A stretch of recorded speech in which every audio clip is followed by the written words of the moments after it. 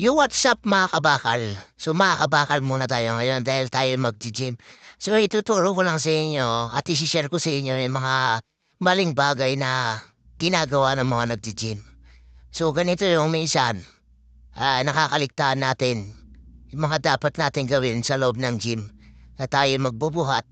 At pagtapos natin magbuhat, siyempre kailangan yung ibalik yung mga dumbbell kung saan nyo kinuha. Huwag yung pahalat-halat kung saan nyo nilalagay.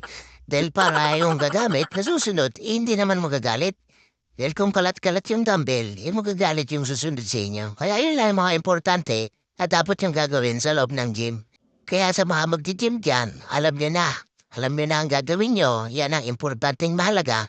At pagkatapos yung mag-gym, ibabalik nyo ang mga dumbbells at magagamit yung equipment para yung mga susunod na gamit, hindi magagalit sa inyo. Kaya yun lang. Bye-bye!